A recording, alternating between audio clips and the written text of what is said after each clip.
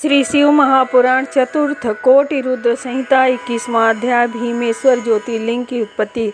सूत जी बोले, अब शिव जी अपने गणों को साथ ले वहां गए जहां वह महाबली कामरूपेश्वर पार्थिव लिंग के आश्रित ध्यान मग्न था। वहां जाकर शिव जी अपने भक्तों के अर्थ से गुप्त हो रहे और अपनी माया को सब कार्य करने के लिए स्वतंत्र कर दिया। फिर तो किसी ने जाकर राक्षस से निवेदन कर दिया कि राजा तुम्हारे लिए मारण का प्रयोग कर रहा है। यह सुनते ही वह राक्षस अत्यंत क्रुद्ध हो हाथ में तलवार ले राजा को मारने गया। वहां जाकर उसने राजा के उन सब विधान को देखा। उसने कहा, मैं इसे बलात्कार से मारूंगा। पश्चात वह राजा से बोला कि हे दुष्टात्मन, तू यह क्या कर रहा है? सत्य सत्य कह दे, अन्यथा मैं तुझे अभी मार डालूंगा। कामरूपेश्वर का शिव में पूर्ण विश्वास था। उसने अपने मन में तत्काल विचार की, जो होना होगा उस होनी को कोई नहीं टाल सकता। सब कुछ प्रारब्ध के अधीन है और शिव की ही प्रारब्ध है और वे दयालु शिव इस पार्थिव लिंग में निश्चय ही उपस्थित हैं।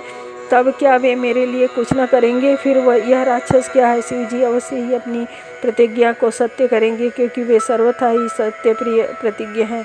ऐसा शास्त्रों में सुना जाता है, जो उनके भक्त को कष्ट पहुंचाता है वह उस दुष्ट को मारते हैं। इस विश्वास को हृदय में धारण किए राजा ने मन में बड़ी भक्ति से धैर्यपूर्वक शिव जी की प्रार्थना की और कहा कि हे महाराज शिव जी, मैं आपका हूँ, आप मेरी रक्षा करें। ऐसा मन में ध्यान कर राजा ने उस राक्षस का तिरस्कार करते हुए कहा, हे राक्षसाधम, तू मुझे क्या भय दिखाता है? मैं चराचर के स्वामी निर्विकार उन शिवदेव को भजता हूँ, जो अपने भक्तों के पालन करता है। फिर तो उस कामरूपेश्वर राजा का वचन सुन राक्षस भीम क्रोध से कंपित हो गया और बोला, मैं तेरे शिव को जानता हूँ, वह मेरा कुछ नहीं कर सकता। जिसको मेरे पिता के भाई रावण ने दास के समान बना रखा था, तो उसी के बल पर क्या जीतना चाहता है? तेरा शिव रहता कहाँ है? मैं तो यहाँ नहीं, उसे कहीं नहीं देखता, परंतु मैं तुझे देखता हूँ और मेरे देखते ही तू पूजन नहीं कर सकता। तू शिव के रूप को छोड़कर मेरी पूजा कर, अन्यथा तुझे बड़ा दंड होगा। तब उसके ऐसे वचनों को सुनकर शिव जी में दृढ़ विश्वास वाले राजा से उसने कहा, मैं कैसा भी नीच और दुष्ट क्यों न होऊं, किंतु शिव जी की पूजा को नहीं छोड़ सकता। मेरा स्वामी सर्वोच्च है, वह मुझे कदापि नहीं त्यागेंगे। तब इस प्रकार उस शैव राजा का वचन सुनकर भीम ने कहा, तू शिव की मुझसे क्या प्रशंसा करता है, जो कि पागलों सा नित्य भीख मांगता है? और फिर वह अपनी आकृति को क्या जानेगा? भक्तों का पालन करना योगियों की शक्ति के बाहर है। ऐसा विचार कर तू शिव से विरक्त हो, मैं उनसे युद्ध करूँगा। राक्षस भीम के ऐसा कहने पर शिव के दृढ़वती राजा ने निर्भयता से उसे यह उत्तर दिया कि हे दुष्टात्मन, मैं ऐसा नहीं कर सकता, परंतु शक्तिमान है तू, इसलिए तू ऐसा कर सकता है। तो सूत जी कहते हैं कि राजा की ऐसी बात सुनकर उस राक्षस ने अपनी पैनी तलवार उठाकर उस पर प्रहार करना आरंभ कर दिया, परंतु उसकी तलवार पार्थिव लिंग तक पहुंची भी न थी कि उस पार्थिव लिंग से साक्षात शिव स्वयं प्रकट हो गया और उन्होंने अपने को भीमेश्वर नाम से घोषित करते हुए उस राक्षस से भक्त रक्षा के अपने प्रण को कहते हुए अपना पिनाक उठा उसकी तलवार के 2 टुकड़े कर दिए। फिर तो उस राक्षस ने उनके ऊपर त्रिशूल फेंका, जिसे शिव जी ने काट कर उसके 100 टुकड़े कर दिए। तब उस दैत्य ने शंभु के ऊपर अपनी शक्ति का जो प्रहार किया, तो शिव जी ने अपने बाणों से शीघ्र ही उसके लाखों टुकड़े कर दिए। इसके बाद उसने उन महादेव जी पर अपने परिघ अस्त्र का प्रहार किया। शिव जी ने क्षण मात्र में ही उसे तिल के समान काट कर खंड खंड कर दिया। इसके पश्चात शिव जी के गणों तथा राक्षसों का बड़ा ही भयंकर युद्ध आरंभ हुआ, जिससे पृथ्वी व्याकुल हो गई, पर्वत सहित 7 समुद्र विचलित हो गए। देवताओं तथा ऋषियों ने बड़ी व्याकुलता हुई। उन्होंने परस्पर यह करना आरंभ किया कि इसने व्यर्थ ही में इसके लिए शिव जी से प्रार्थना की, परंतु उसी क्षण वहाँ नारद जी आ पहुँचे और उन्होंने हाथ जोड़कर शिव जी का दुख दूर करने वाले शिव जी की प्रार्थना आरंभ कर दी। नारद जी ने कहा, हे नाथ, आप क्षमा कीजिए, एक तीर्ण पर क्या कुठार का प्रयोग होता है, आप इसे शीघ्र मारिए। फिर तो नारद जी की ऐसी प्रार्थना करने पर शिव जी ने एक ही हुंकार से उस समस्त राक्षसों को भस्म कर दिया। राक्षस भीम कहाँ है? शिव जी के इस प्रकार क्रुद्ध होने पर उसकी राख तक का पता न लगा। शिव जी की कृपा से इंद्रादि सब देवता और मुनियों को शांति प्राप्त हुई। सारा संसार स्वस्थ हुआ। महेश्वर के क्रोधानल से जले राक्षसों के शरीर की जली भस्म संपूर्ण वन में व्याप्त हो गई, जिससे अनेक औषधियाँ और मनुष्य के रूप में अनेकों वेश उत्पन्न हुए, जिसके लोभ से भूत प्रेत और पिशाच आदि सब दूर हो जाते हैं, तथा ऐसा कोई भी कार्य नहीं है जो उस भस्म से न होता हो।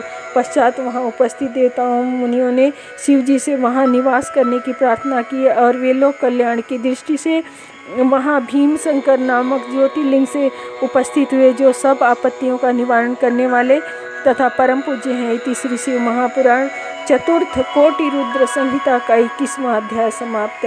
22वां अध्याय विश्वेश्वर महात्म्य और काशी में रुद्रागमन वर्णन। श्री सूत जी बोले, हे ऋषियों, मैं तुम्हें महान से भी महान पापों का नाश करता विश्वेश्वर के महात्म्य को कहता हूँ। तुम ध्यान देकर सुनो। इस संसार में जो कुछ वस्तुएं दिखलाई देती हैं वह सब निर्विकार सनातन और चिदानंद स्वरूप हैं। वो जब उसी कैवल्य परमेश्वर ने कुछ अन्य होने की इच्छा की तो वही सगुण रूप से शिव हो गए। वह शिव स्त्री पुरुष के भेद से 2 प्रकार के रूप वाले हैं। तब उनमें जो पुरुष हैं वह शिव हैं और जो स्त्री रूप हैं वही शक्ति नाम से हुए। हे मुनि सत्तमो, ऐसा होकर वे दोनों रूप अदृश्य हो गए और उसी चिदानंद रूप से मिलकर फिर स्वभावतः प्रकृति और पुरुष रूप में प्रकट हो गए। और जब उन्होंने इस संसार में अपना कोई माता पिता न देखा तो वे प्रकृति और पुरुष बड़े संदेह में पड़ गए। पश्चात उस निर्गुण परमात्मा ने यह आकाशवाणी हुई कि तप करना ही योग्य है और तप से ही उत्तम सृष्टि उत्पन्न होती है। तब उस प्रकृति पुरुष ने, हे स्वामी, हे शिव जी, यह तो तप करने को आपने अच्छा कहा, परंतु हमें कोई ऐसा स्थान नहीं दिखलाई पड़ता जहाँ हम आपकी आज्ञा से स्थित होकर तप करें। तब उसी निर्गुण शिव ने अपनी प्रेरणा से समस्त तेजों के सार स्वरूप, जो सभी साधनों से संपन्न और शोभामान तथा सुंदर था, ऐसे 5 कोस का एक सुंदर नगर उसी पुरुष के समीप में निर्माण कर दिया, जहाँ स्थित होकर विष्णु ने सृष्टि रचने की इच्छा से शिव जी का ध्यान करते हुए बहुत काल तक तप किया। तब उनके परिश्रम से वहाँ अनेक जलधाराएं प्रकट हुई, जिसमें शून्य के सिवाय और कुछ भी नहीं दिखाई पड़ता था। इस अद्भुत दृश्य को देख विष्णु जी को बड़ा आश्चर्य हुआ और उन्होंने कहा, यह क्या हो गया। पश्चात उन्होंने अपने शरीर को जोर से हिलाया तो उनके कान से एक ऐसा मणि गिर पड़ी जिससे वहाँ मणिकर्णिका नामक एक बड़ा तीर्थ प्रसिद्ध हो गया। फिर तो मणिकर्णिका उस 5 कोस के विस्तार वाले संपूर्ण जल को निर्गुण शिव जी ने अपने त्रिशूल पर धारण कर लिया, जिससे विष्णु जी अपनी स्त्री सहित सो गए और शिव जी की आज्ञा से उनके नाभि कमल से ब्रह्मा की उत्पत्ति हुई। फिर तो उन्हीं ब्रह्मा जी ने शिव जी की आज्ञा से इस अद्भुत सृष्टि की रचना की और ब्रह्मांड से इस 14 लोक बनाए, जिस ब्रह्मांड को मुनियों ने 50 करोड़ योजन कहा है। इस ब्रह्मांड में अपने अपने कर्मों से बंधे हुए प्राणी मुझे किस प्रकार पावेंगे, ऐसा विचार कर इस पंचकोशी को उन्होंने उससे पृथक रखा। इस प्रकार यह पंचकोशी लोक में कल्याणदायक तथा कर्मों को नाश करने वाली है। इसी का नाम काशी है, जो मोक्ष की प्रकाशिका और ज्ञानदात्री मेरी प्रिय नगरी है। वहाँ यहाँ पर शिव जी ने अपने मुक्तिदायक ज्योतिर्लिंग को स्वयं स्थापित किया है, जो उनकी आज्ञा अनुसार इसे कदापि नहीं त्याग सकता। ऐसा निश्चय कर शिव जी ने उस 5 कोस वाले सर्वसाधन संपन्न काशी नगरी को अपने त्रिशूल से उतार कर मृत्युलोक में स्थापित कर दिया, जो ब्रह्मा का दिन पूरा होने पर भी नाश को नहीं प्राप्त होता। और इस प्रकार प्रलय में भी शिव जी उसे अपने त्रिशूल पर धारण किए रहते हैं। फिर जब ब्रह्मा जी सृष्टि रचने लगते हैं तो इस काशी को पुनः स्थापित करते हैं और कर्म बंधनों के आकर्षण करने से ही यह काशी कही जाती है। काशी में अभिमुक्तेश्वर लिंग सदा स्थित रहता है, जो महान पापियों को भी मुक्ति देने वाला है। काशी के अलग रहने वाले जीवों को शाश्वत आदि मुक्तियाँ प्राप्त होती हैं, परंतु यहाँ काशी में पापियों को सायुज्य नामक उत्तम मुक्ति प्राप्त होती है। जिन प्राणियों की कहीं गति न हो उनकी वाराणसी पुरी में गति होती है, क्योंकि यह महापुण्यदायक पंचकोशी कोटि हत्याओं को नाश करने वाली है। औरों की तो बात ही क्या है, यहाँ तो देवता भी मरने की इच्छा रखते हैं, क्योंकि यह सर्वदा शिव की प्रिय तथा भक्ति मुक्ति देने वाली पुरी है। यही कारण है कि ब्रह्मा विष्णु सिद्धयोगी तथा मुनि और तीनों लोकों के मनुष्य भी इस काशी की सर्वदा प्रशंसा करते हैं। हे ब्राह्मणों, मैं इस काशी की महिमा का वर्णन सैकड़ों वर्षों में भी नहीं कर सकता। फिर यथाशक्ति वर्णन किया है, जो भीतर से सत्वगुण युक्त, बाहर से तमोगुण वाले निर्गुण और अनेक गुणवान कैलाशपति कालाग्नि नाम से प्रसिद्ध और रुद्र हैं। उन्होंने अनेक प्रकार से प्रार्थना कर पर ऐसा शिव से कहा। रुद्र ने कहा, हे विश्वेश्वर, हे महेश, हे महादेव, मैं आपका हूँ, इसमें संदेह नहीं, आप माता पार्वती सहित मुझे पुत्र पर कृपा कीजिए। हे जगत के स्वामी, हे जगतपति, आप सर्वदा लोगों के कल्याण की कामना से यहाँ निवास करें और सबको तारें, यही मेरी प्रार्थना है। इस प्रकार बुद्धिमान रुद्र जी की उस अभिमुक्त क्षेत्र शिव जी से बहुत प्रार्थना कर नेत्रों में आंसू बहाते हुए बोले।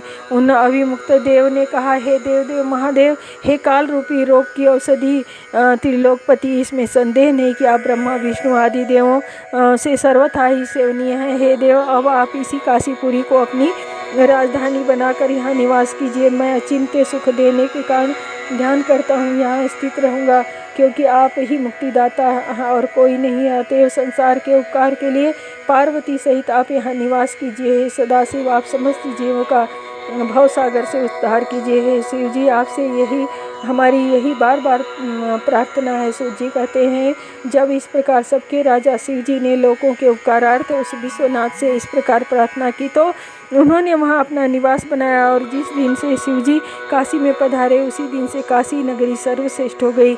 इति श्री शिव महापुराण चतुर्थ कोटि रुद्र संहिता का 22वां अध्याय समाप्त। 23वां अध्याय विश्वेश्वर ज्योतिर्लिंग की महिमा।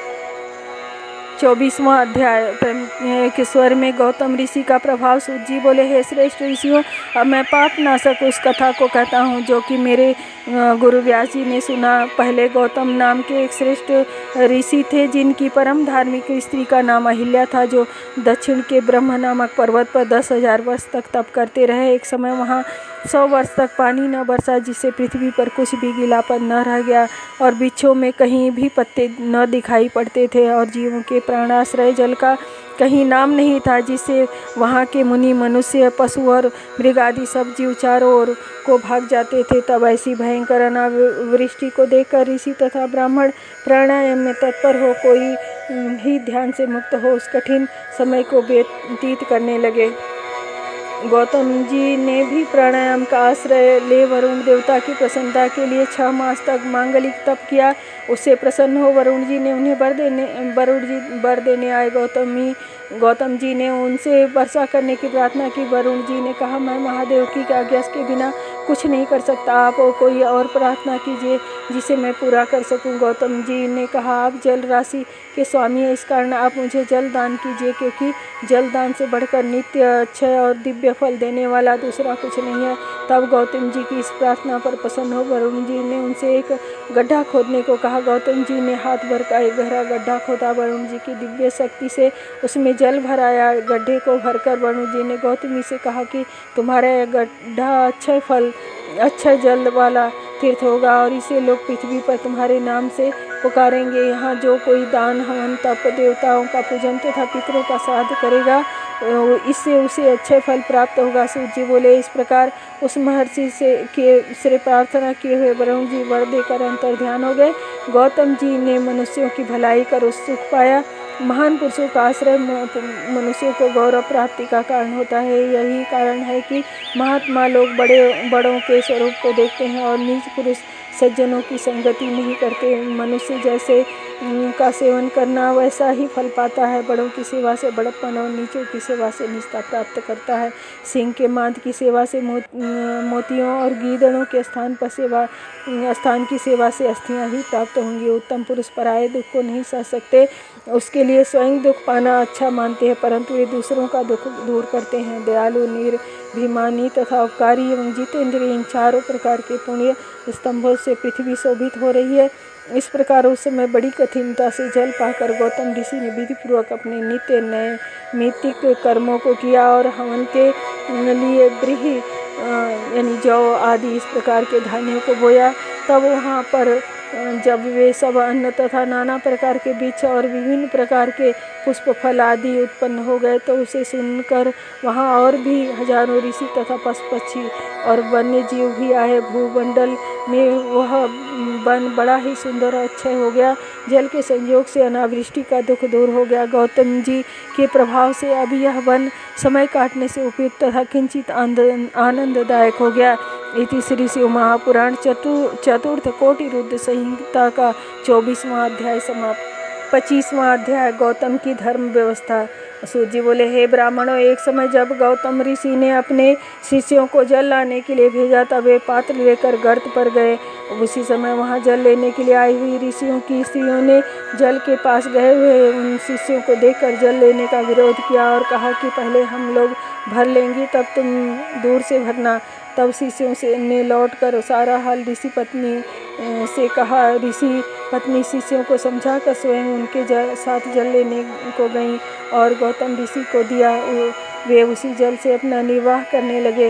उपरोक्त ऋषि पत्नियों ने क्रोध कर संपूर्ण वृत्तांत उलट कर अपने पतियों से कहा और वे सब गौतम ऋषि पर क्रोधित हुए और गौतम के विघ्न के लिए अनेकों उपहार स्वरूप गणेश जी का पूजन किया। तब भक्तों की इच्छा अनुसार फल देने वाले गणेश जी प्रकट हुए और बोले, मैं प्रसन्न हूँ, वर मांगो। गणेश जी के ऐसा वचन सुनकर ऋषि बोले, यदि आप प्रसन्न हैं तो ऋषियों द्वारा धिक्कार दिलाकर गौतम को इस स्थान से बाहर निकाल दें और मेरे इस वर को आप पूर्ण करें। ऋषियों की इस प्रार्थना को सुनकर गणेश जी हंसकर बोले, हे संपूर्ण ऋषियों, इस समय तुम सब अच्छा नहीं करते हो। उनके अपराध को बिना जाने उनसे क्रोध करना हानि है। जिसने पूर्व काल में बड़ी भलाई की है उनको दुख देना ठीक नहीं है। यदि तुम लोग उन्हें दुख दोगे तो तुम लोगों का नाश हो जाएगा। गणेश जी के ऐसे वचन सुनकर मुनिजन अज्ञान बुद्धि को प्राप्त हुए और फिर बोले, हे स्वामी, आप मेरे इस वचन को पूर्ण करें, हम दूसरा कुछ नहीं चाहते। गणेश जी बोले, दुर्जन पुरुष सज्जनता को और सज्जन पुरुष दुष्टता को कभी भी नहीं प्राप्त होते। सर्वप्रथम जो तुम्हें भोजन का कष्ट हुआ तो गौतम जी ने तुम्हें भोजन दिया, अब तुम लोग उन्हीं ही दुख देते हो, यह तुम्हारे लिए अच्छा न होगा और कोई वर मांगो।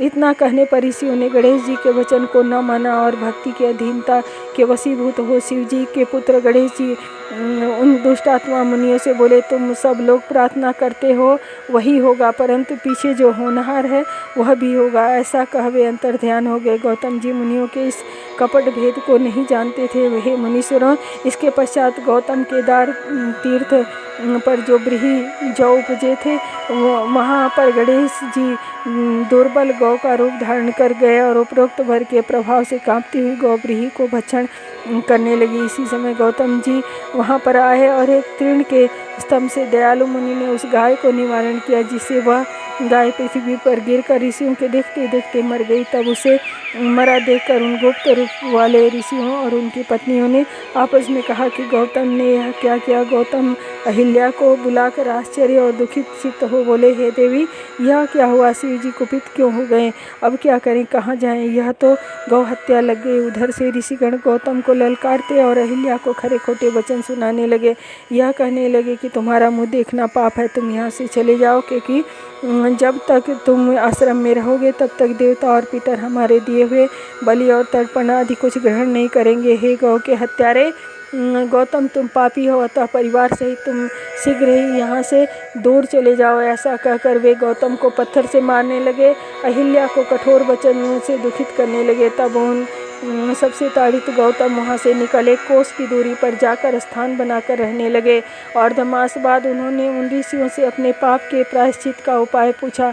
पाप दूर करना चाहा। ऋषियों ने कहा, तुम अपने पाप को प्रकाश कर 3 बार संपूर्ण पृथ्वी की परिक्रमा कर फिर यहाँ आकर 1 मास तक व्रत करो। फिर तुम ब्रह्मा के इस पर्वत की 1000 बार परिक्रमा करोगे, तब तुम्हारी शुद्धि होगी। अथवा तुम अपने तप से गंगा जी को लाकर स्नान करो और कोटि संख्या में पार्थिव लिंगों को बनाकर शिव जी की पूजा करो। गौतम जी ने ऋषियों की यह व्यवस्था स्वीकार कर ली।